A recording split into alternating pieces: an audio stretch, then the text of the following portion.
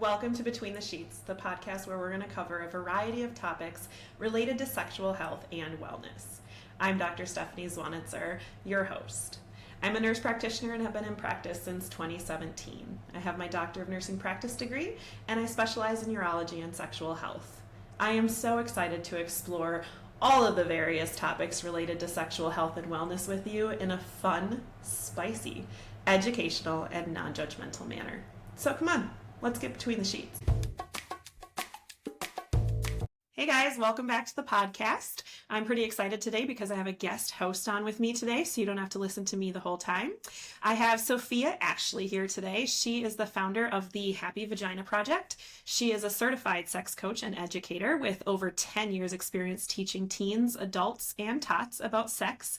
And she is totally your TMI buddy who has been giving sex advice since high school. She is a mom and a stepmom living in a neurospicy household with a blended family, and she's just trying to keep her libido alive in this busy world while parenting 3 kiddos. Sofia spent her 20s at war with her vagina and searching for the grand orgasm. Along the way, she found out that the keys to better sex are the keys to better life, and that listening to her vagina was the key to it all. She supports moms and couples with her Light Your Fire 5-day challenge and her 9-month signature program, Sex After Kids. So she's going to help us talk today about having sex after kids and hitting the reset button with your spouse or partner. And so please help me welcome Sofia Ashley, and she'll take it away. So I always kind of like to start at the beginning, which is what has changed after kids specifically, right? Because there's definitely a difference between the early years of your relationship or the early months of your relationship and long-term relationships.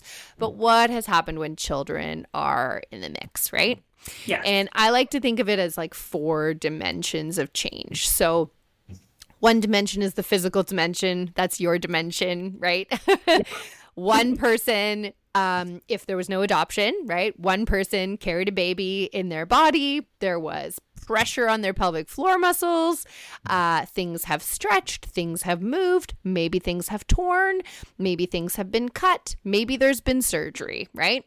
Yep. So on a physical level, your anatomy, your genital anatomy, and the things that are also involved in sexy time have been damaged or need to be repaired. And so you can have pain, numbness, irritation, or just a change in response, right? So what used to work for you maybe doesn't feel the same as it did, and you need to kind of map it, right? Absolutely. Also in the physical realm, we're looking at things like sleep, which you're not getting a lot of, maybe for a little while, maybe for a long while. I'm still putting a 13-year-old to bed every night, quite late, and talking late into the night, right? Yeah. Hormones would also play a role here. So if you're breastfeeding, people don't know that like you're getting all this oxytocin and like feel good hormones that are the same hormones that you get from sex. So whoever's breastfeeding is like full on that. They're not craving that. They're full. And whoever's not breastfeeding is like, what the heck? My supply for these things has disappeared, right? The list goes on. I could talk forever, but also things like which medication you're on, your birth control, Hashimoto's, like different autoimmune diseases, perimenopause, menopause. Like there is a whole laundry list of physical things that are going to interplay with your libido during those childbearing years. And some of those are going to affect you if you carried a baby. And if you adopted or are fostering, then some of those things are going to affect you. Sleep is universal, hormones, universal, all that kind of stuff, right? Mm-hmm. The second element is over on the emotional side. And, there's the very typical ones like we want to be careful about how postpartum depression, anxiety, those kinds of things are interplaying with our desire. Definitely our couple connection takes a hit in that time. We've got this new 3rd, 4th, 5th person in our relationship. We're navigating that. Like I said, whoever's kind of the primary caregiver is getting a lot of intimacy and touch and sensual kind of connection with their children. Not sexual, just sensual. Mm-hmm. And so their bucket is full. They're not craving that as much. But also a big piece here is like how much you feel like a team. And so, you know, there's always those jokes, those memes about like women getting turned on when their partner's like vacuuming or like these kinds of things. But like emotional labor in your relationship and the split and how you're sharing childcare and chores has a huge impact on libido, in particular for people with uteruses. So if that felt equitable before baby and now it's shifted, you're going to see a shift in your libido and how you're feeling about your partner, especially if there's resentment and lack of communication and like those kinds of things happening. So that emotional realm's huge. Also things like body image, right? We're praying to go back to our pre-baby body. That's not happening. We don't necessarily feel sexy anymore. As well as, it's just escaped me now. Our sense of identity. But go ahead. You want to jump in? After having sex, or after having our kids, I remember feeling that things changed down there. And do I still look good to my partner? Yeah. And that was important too.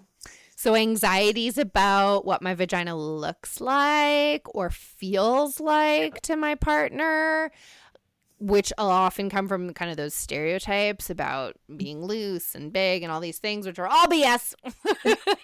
But the anxiety is real for sure. And for a lot of people, even touching yourself the first time you had a baby and being like, that's not in the same place that it was before.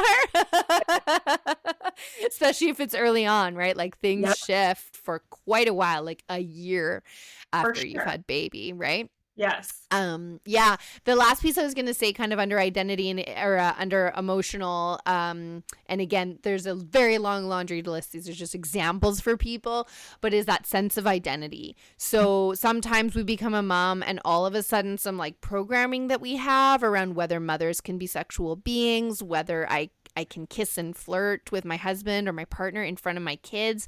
We develop like new squicks, I call it, or like discomforts about sex that maybe we didn't have before kids. I love that word. Squicks. Yeah, I know. It's a sex term. So the two other dimensions, just quickly, are what I kind of call like cultural dimensions. So that is a lot of the like sexpectations that are out there in society and how society views you and your sexuality. And once you become a parent, society has a lot of opinions about that. Also, just like the most common question I get is how often should I be having sex? And the key word in there is should. Right? Yeah. So your sex life gets to look like what your sex life works for you and your partner. We can take the shoulds out of it, but there are so many in society about how often, what we should be doing, who should be doing what, and gender scripts are huge here. What men in particular are supposed to be doing and how they're supposed to be showing up and how women are supposed to be showing up. And when we haven't questioned those or pulled them apart in the background, they can be doing a lot to kill our sex drive for sure. Sure. And like one thing that comes to my mind is the 6-week postpartum checkup, right? That's supposed to be your, hey, go home and have sex. You're all healed up now. And for some women, they're not ready yet. Yeah, not even close. Yeah, so we do both partners a disservice with a lot of these myths about when people are supposed to be ready, what being ready looks like, the fact that also like we all think we're supposed to be born like 5-star sex chefs without ever cracking a book about sex. Right. And it's like maybe this is the thing I like to talk about with sex after kids is like things you may have gotten away with kind of like a lazy sex life before your kids where you didn't communicate very often, you didn't have to do a lot of mapping to figure out what made things work for you, and you didn't have to kind of like digest some of those mindsets that you had. But after kids, if things aren't working for you, it's because you can't like coast anymore. Stuff has shifted enough for you that you need to get intentional and bring your attention to this. Yeah. And that doesn't mean it's loads of work and we're excavating. There are very simple things that you can do. But the fact of the matter is like most people don't know them because we don't get taught them, right? Yeah. And then the last dimension before we move on is what I call the spirituality aspect. And so on a one dimension, that can be like, what religious background do you have and what messages are there about sex in that religion?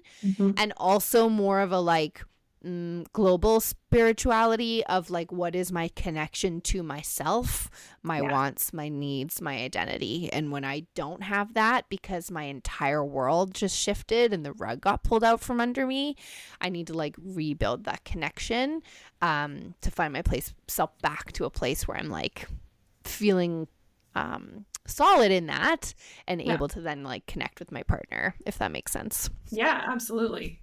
Yeah. Yup. So as you can see, lot that has changed. And I think the biggest thing that I see for people in the beginning is just this feeling broken. So they have no idea how to map that all out. They have no idea how to diagnose that. And they're just like, I don't want sex. Clearly something's wrong with me. Or when I do have sex, it doesn't feel good, or it hurts, or it's irritating. Something's wrong with me. Or something's wrong with my partner. He doesn't have fucking magic hands. Like, why can't he just have magic hands? Or where did their magic hands go? They used to have magic hands and now they don't. You're reading my mind and doing exactly what I need to do. Totally, right? And so we kind of see 4 areas of, what do I want to say? Like 4 areas where we're getting things wrong, but 4 places where things show up. So I like to break down what I call naked, sexy, fun times instead of sex into 4 like steps, right? So there's the initiation step where someone's making an invitation to someone else to get naked and have a fun time. There's the transition to, right? So starting to make out or moving from the kitchen to the bedroom or whatever. There's like the transition. Yeah. There's doing the actual deed, having the good times, and then in the ideal world, there's a debrief phase where we're, connecting, talking about what felt good, what we want to do next time, right? Yep. And we can see failures in all 4 of those places, or breakdowns in all 4 of those places. And a lot of the couples I see are broken at step 1. One person is initiating constantly, the other person is turning someone down constantly, and there is no sex happening. And if there is sex happening, it's happening because someone forced themselves to do it because they're feeling guilty and bad about turning their partner down all the time, and they don't know how to shift what's happening at that stage. Yeah. Or we see a failure in transition. So my partner makes a move. I'm willing to say yes. And then I just can't get landed. So I give up before we get there. Or when we get there, I'm not orgasming. I'm not having a good time. I'm rushing. He's coming quickly. Like, we have all kinds of different kinds of breakdowns that happen there. And most people are not debriefing at all. So there's no learning or like growth mindset built into this process. And in each one of those phases, if we imagine it like a cycle, there's 4 things that are kind of at play.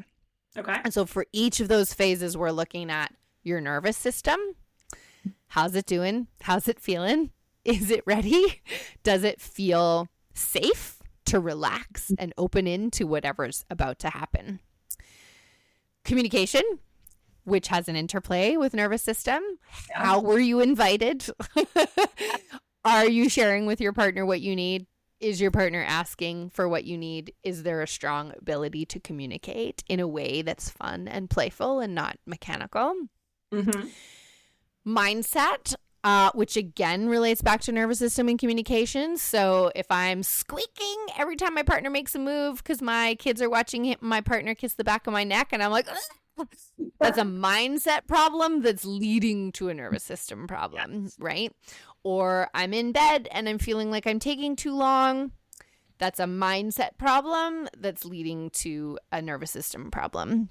And then the last one is our relationship to pleasure. And so as you can see, these are all really interrelated. But your relationship to pleasure is not only like, what do you think about pleasure and how much pleasure you deserve or don't, but also your nervous system's ability to actually accept pleasure in your body. So I used to really struggle achieving orgasm. I still do sometimes. And it would feel like too muchness. Like my body was like freaking out about the amount of like goodness that was happening, and it would shut it down. And so that's like a nervous system shutdown. So within those 4 phases, there's 4 different things that are happening. And moving forward, I know that all sounds really kind of complicated and overwhelming, but there's actually like really simple things that we can do that target all of those things all at the same time. Yeah. So what are those things? My goodness. All the ideas. Yeah. So for me, the first piece around hitting the reset button is really diagnosing your particular challenge, right? Yeah. Is it mostly a nervous system thing? Is it mostly a communication breakdown? Is it mostly your relationship to pleasure? Is it mostly mindset? And also, like, how much of a physical dimension is at play here? Because sometimes it's about a change in your meds or visiting a pelvic floor physio or some kind of healthcare professional. And sometimes it's getting some relationship counseling or trauma counseling, right? So we can't really find the path forward until we have a sense of like which specific bucket is like the most overwhelming bucket for your body. And once we know that, we can really easily kind of like find a way forward. The next piece, and these are kind of more the principles to start with, is that really we want to tackle things as a team. Oh, sure. So one of the biggest mindset shifts for me after kids is, and I think the nice thing about this is it's a bit of I don't want to say like crutch, but it's like a way into solving the problem. So often when we're stuck in things not working, it's easy to go to blaming ourselves or blaming our partner, right? You just don't know your way around my body. You just can't figure me out. You suck in bed, or I'm broken and there's something wrong with me. Yeah. And as soon as I get fixed, our sex life will be magically better, right? And sex is a relational thing. It happens between two or more people. And the solution lies with both those people or all the people involved getting on the same page, but also like, because so much has shifted after kids, you can take away the blame part and like blame basically not the kids, but the fact that you're having sex in this new situation, right? Yeah. So it's kind of like if you're looking for the pot of gold, like your partner needs a map. And if the old map is obsolete, you got to write a new one. That doesn't mean your partner's bad at navigating maps. It means your partner doesn't have the right map anymore.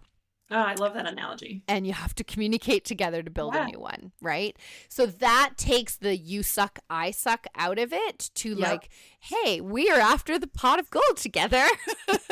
How are we going to build this map, or a map for you and your pot of gold and a map for me and my pot of gold? And how do we acknowledge what's shifted and what's not working anymore and explore and play and find out what is working for us, right? Yes, love that. And the last piece is really about failing forward together. It's that growth mindset piece. It's this acknowledgement that we're in seasons, right? Anyone who's a parent knows there's the season of this and the season of that, and things shift quickly. And I'll give a perfect example, which is when I met my partner, he had a 4-year-old, and I stepped right into married with kids sex. Yeah. And I was like, this is different. I'm used to having sex pretty much every morning and every night, most of the time. You know, that was my default. And my partner was too exhausted to do that because he was parenting. And so we had to negotiate and figure out what was going to work for us in that season. Right. Then we had my first kid. And I had no libido and lots of anxiety and a fair bit of resentment and struggles with my partner as we were kind of navigating that. And in that phase of our relationship, we called it maintenance sex. So somewhere along the line, we figured out that having sex about once a month, not amazing sex, just get her done sex, was good for us. It broke the tension. It allowed us to feel reconnected again. It just helped us to kind of manage through the insanity. And that worked for us. The deal was once a month, somebody was supposed to tap somebody else on the shoulder and we would just get her done, right? Fast forward to baby number 2, who's almost 3. And like, that is not working for me at all. In fact, it's having the opposite effect. So when we have sex, I don't care how often it happens. When it does happen, it has got to be quality. And I am observing that I'm needing some novelty. I am in a phase where I am wanting to explore handcuffs and lingerie. And like, I'm needing things like that I never really used to need or rely on to support me. I'm needing novelty. And so this is a perfect example of 3 different seasons of my relationship, and we're just shifting into a new one as my youngest hits 3, and we have a little bit more, we're out of zombie mode slightly, right? And so this fail forward notion is we're just going to have to keep talking and reinventing and keep working through how this is going to work for us. You know, I'm not through perimenopause yet, or not in it yet. Yeah. When I hit that, I know for sure we will be renegotiating what needs to be involved in our sex life, whether it's frequency, what's happening, what we're exploring, how we're playing, whether we're on a hiatus. Like, this is about both of us talking to each other and remembering there is no perfect answer, right? Yeah, absolutely. And I think, you know, it does continue. I had a patient a week or so ago that he normally sees me for erectile dysfunction issues, and he came in for something different. And I said, well, how are things going? And he said, honestly, Steph, I haven't been able to even have sex. We have a 15-year-old now, so she knows what the sounds are, and she knows, you know, so it constantly changes. He said, she's going to a friend's house this weekend for a sleepover, so I know it's going to happen. Like, it changes. So even though you're going through this with the 3-year-old now, it's like, when they start to know what sex is, it's like, oh, well, nap time. Now they figured out what nap time is for mom and dad on the weekends. Or, you know, you go to bed and they're like, Mom, I know what that noise is. So could you, you know, so frequently. And, you know, I'm single right now and I have teenagers. So like, it's either they're in my house or they're not. So that's not a game I'm playing right now.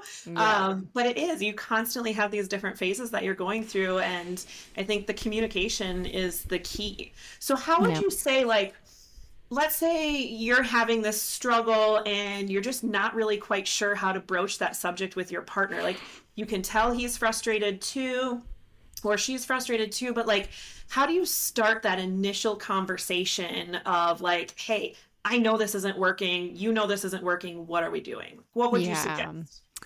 So I have a couple suggestions. And first of all, I think it's about like your own mindset and perspective on the conversation, right? And like, I've been there. If you're listening to this, you've been there or you're here. And sometimes, like, I hope it doesn't have to get to this point, but sometimes it gets to the point where like not talking about it is getting harder and having bigger consequences than talking about it. Because usually what prevents us from talking about it is we are afraid of hurting their ego or their feelings.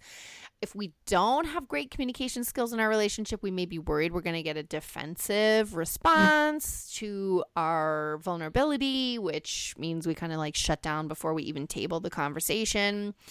Or we're scared. Like, it's scary to say this isn't working for me. Maybe we've been faking it for a while and we want to come clean. Or, you know, your big problem is like your partner's coming quickly and it just is not getting to a point that feels good for you. And like, that's hard, right? So let's just admit this is a challenging subject, right? It is like the most vulnerable of vulnerable topics. And we do not often get taught the skills to have like a conversation that's vulnerable about anything, never mind sex, right? Yeah. So sometimes I get people to think about personally, just like, what is your motivation for having this conversation? And sometimes that means asking yourself, why does my sex life matter to me and to my relationship? And look at what your reasons are, right? Like, is it, for some people, it's because sex feels good and they want it. For some people, it's because they miss what they had before kids. Like, they miss that sense of connection and intimacy with that other person. Yeah. Some people might notice that what's motivating to have them to have sex is to shut their partner up or to keep their partner happy. And that can be an interesting clue to be like, if you are doing this out of duty because you don't have a good relationship with your own pleasure, because as a woman, you weren't taught that your sexuality mattered. Of course you don't want to do it. It's not for you, you know? So then you might have to dig a little bit deeper there. Yeah. No, that's a great point. But getting clear on your motivation for why it matters. And like, for me, it matters because I still want to be married when I'm 80. I don't want to be sex to be the reason we split up. Like, I don't want to be seeking that elsewhere. I don't want my partner to be seeking that elsewhere. I still want to be having fun in bed when we're 80, whatever that looks like for us. And so the other thing is, like, if you get clear on that, and maybe you even start a conversation by asking your partner that same question, what you do is you start with a shared goal. You find the common ground, and you start with the positive, which is, in an ideal world, I would like this. Yeah. I would like to be having sex with you once a week, or I would like when we are having sex, even if it's only once a month, for it to feel really nice, yummy, exciting, playful, whatever it is. And your partner can add their vision, and it helps you to start with like something in common instead of immediately starting with the difference, right? Yeah, I like that. So that's a bit of a first step. And then that naturally kind of sways into, okay, let's like just both be real about the difference between our current reality and what we were aiming for. Exactly. Right. This is where classic kind of communication principles, we want to start with a lot of I statements and a lot of focusing on ourselves instead of when you do this. But I feel sad that we are not connecting in bed more often. Yeah. Because when we do, it makes me feel more connected to you, or I love you more, or like whatever. Yeah. I feel sad that there isn't this like romantic tension between us right now or whatever, right? So using I statements and focusing on how you feel and what you're experiencing. And I think the other thing to remember in all of this is definitely, especially as long as you're in a like mostly healthy relationship, I build up challenging conversations in my head, right? I have the conversation for my partner instead of with them. I assume what they're going to say. 9 times out of 10, the conversation goes very differently than I assumed. Yes. Better than I expected, because conflict is what builds connection. Right? So when we build the bridge, like we feel more connected when we've resolved a conflict. And I can give a perfect example. Like my partner and I deal with like things not lasting very long, partially because we have fairly infrequent sex. So when it does happen, it's pretty exciting. Partially because of stress levels, like other things like that. And so we were in a bit of a pattern, and I was like rolling over after sex and just feeling like curled up in a ball of isolation, sadness, and disconnect. And I just had this one day where I was like, fuck this, pardon my language, but like, this is stupid. I'm doing this to myself. And I have to admit, it was actually my partner who was brave enough to just be like, I know how you're feeling over there, even though you think I don't. Right. I'm having a hard time with this too. And we had a conversation, we talked about it, and I just said, like, I enjoy having sex with you, and it's disappointing for me when it doesn't last that long, because it feels the best, like the 2 minutes before you finish, the 2 seconds before you finish there, and then it's over. And I have like just started going, arriving at the party. Yeah. And we actually ended up getting so turned on by our conversation, we had sex after it. I know. So remembering sometimes you're in your own head. Yes. And that just like naming the elephant can be the hardest part. And then you look at the elephant and you're like, oh, actually this elephant's a lot smaller than I thought. I was building it up to be a very big thing. Yeah. I think my last tip there is you can talk about sex in theory before talking about your specific sex life. Yeah. So watch a TED Talk together, listen to this podcast together, and then discuss in concept, in theory. Oh, that was an interesting thing that she said about libido or whatever. I mean, gosh, we haven't even gotten into the dual control model and all the things. Read a piece of sex education together and then talk about it in theory, like as a concept. And that just like depersonalizes it for a moment. And then it can allow you to start to make links back to your sex life, but in a positive way where people feel less threatened and less like, I'm here to have a conversation about how shitty you are. I hope that's helpful. Such an opposite experience when my kids were little, and granted their dad and I are divorced, so that there are obviously breakdowns in that relationship. But I remember I had postpartum depression after my son, and really pretty bad. And I remember overhearing him on the phone with a friend saying, I just don't know what to do. I don't know how to help her. She's so different than she was before he was born. And we were not having sex at this time, or if we were, it was like my obligatory, I'll just lay here while you know, that kind of thing. Yeah. But I remember overhearing that. And for me, that was so powerful to go get the help I needed and to start down that journey for myself so that I could then help us as a couple. Totally. And unfortunately, that wasn't, you know, a direct communication, but that was still a way of hearing, like, from my partner, hey, things aren't where we want them to be in a healthy relationship, you know. And so, you know, it was eye-opening for me. So sometimes the communication can come externally as well, but then I think, you know, the part that was missed for us was then having that conversation between the two of us, like, hey, I overheard this, like, what can we do differently here? I'm gonna go get help. I got my therapy, I'm getting on meds, like, this is what I'm doing, but what do you need from me to be able to get back on the same page? And so I think, like you said, communication is just the key. It's so true. And I mean, we could go down a rabbit hole of emotional labor, because I think a lot of women spend a lot of time being the ones working on their relationship or feeling like they're the ones that are broken. And that's part of what I'm trying to shift with my program, is to like engage male partners in particular in like finding the solution and exploring their half of the challenge. Yeah. And also when we get down to communication, like it starts with self. Like you have to get clear on why this matters to you, what's not working for you, and what you want it to look like. And if you can't articulate those things, you need to spend some time exploring them so that you can articulate them. Because if there isn't a clear ask, your partner has no chance, you know?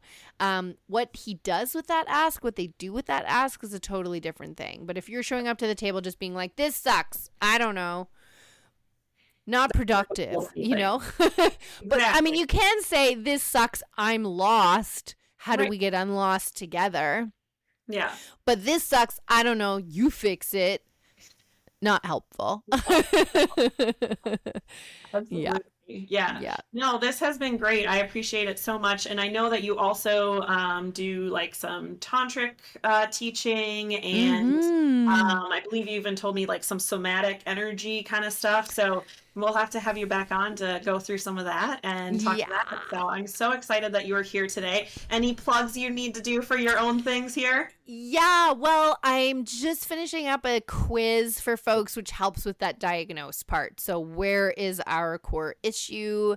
And then it has a nice little challenge that's like totally manageable, 1 15-minute date with your partner to help support you with that. So how can I help you shift your communication?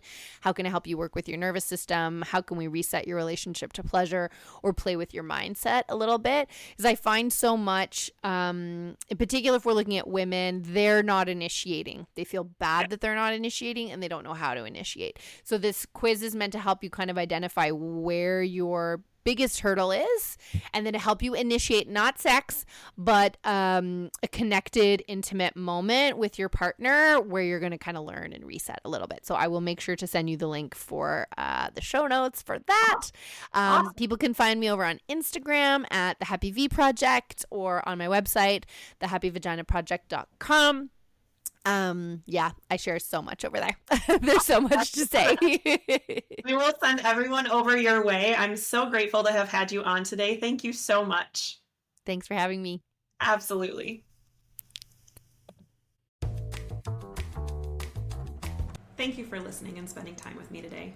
You can catch new episodes of Between the Sheets every Wednesday, because what better way to add some spice to your life than to have a new podcast on Hump Day? We will continue to explore common, uncommon, and taboo topics related to sexual health and wellness. Please send any comments, questions, or stories to podcastbetweenthesheets@gmail.com. That's all one word, podcastbetweenthesheets@gmail.com. Have a great day. And remember how important it is to discuss these topics with your friends, your family, and of course your partners. In fact, you can like, follow, and share this podcast so they can see it too. See you next time for more sexual health topics between the sheets.